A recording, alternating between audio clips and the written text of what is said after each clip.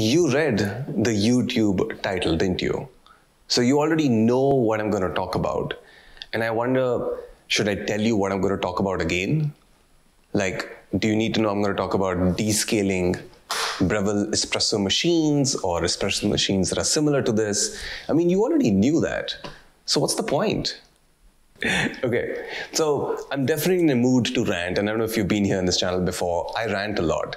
So if you want to skip straight ahead to the 8 steps to descale your espresso machine, timestamps below, I'll flash it right here. Just go ahead. Okay, the rant. The rant starts off with, what is descaling? This espresso machine, it's a plumbing nightmare. It's all about taking water through at high temperature, at high pressure, through a bed of coffee.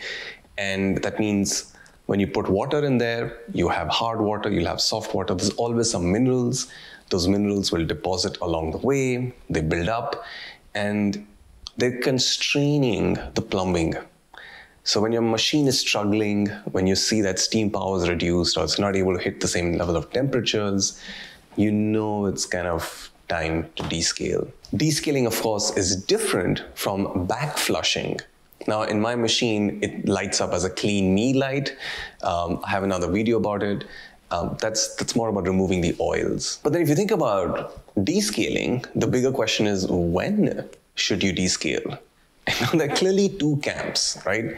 One camp is Breville and all the other manufacturers. They want you to clean as often. The newer machines, in fact, even have a descaling light. I believe it lights up every 3 months or something. My machine, Breville tells me that you should do this every month. Are you freaking kidding me? Every month? The second camp is, in fact, if you go online, there's a really nice article from Home Barista, well, it's a forum or whatever. People hate it. People don't think descaling is a good thing to do repeatedly. And the perception that it's good preventive maintenance is actually bad. It's better perceived as therapeutic maintenance. If you're descaling, you're actually dissolving some of the minerals, you're trying to get them out. So a big chunk of these minerals will start floating around in your pipe. They might end up constraining the pipes even more. And that just makes it worse for an espresso machine and, reduces the life. So is it good? Is it bad? It's a mess. So when should you descale your machine?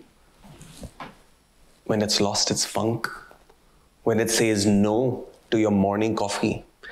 When it's vibrating and complaining and you think you made a bad coffee, but no, it's the machine. I don't know. It seems a whole lot of hocus pocus. I like the approach of therapeutic maintenance, and I'll say in the 5 years that I've owned this, this is my 4th time that I'm descaling.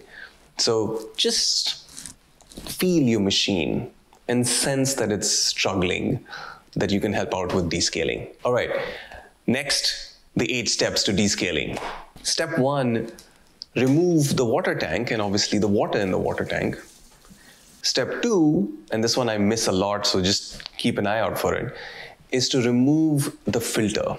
Now, of course, the filter is there to kind of make hard water softer for your espresso machine. It doesn't really work well with what's going to happen next. Step 3 is to use a decalcifying agent and water. I use Descal. I highly recommend this one. You would have noticed previously people talked about using vinegar and water.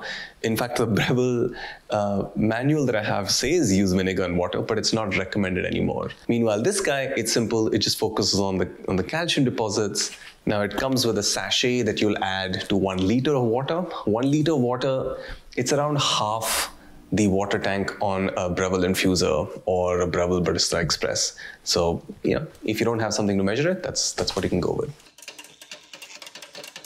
Step 4 is where you're going to take the water through the group head. So put a nice big bowl underneath and press the 1 cup button and just keep pressing it till half the water tank has flown through the group head. Step 5 is to take the water through the hot water wand, and this time you want to use like half of the remaining water, so 1/4 of the water through this knob. So put your bowl underneath and move your knob to the front.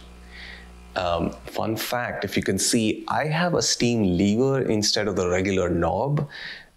This has been a whole lot of fun. I have a separate video where I installed it.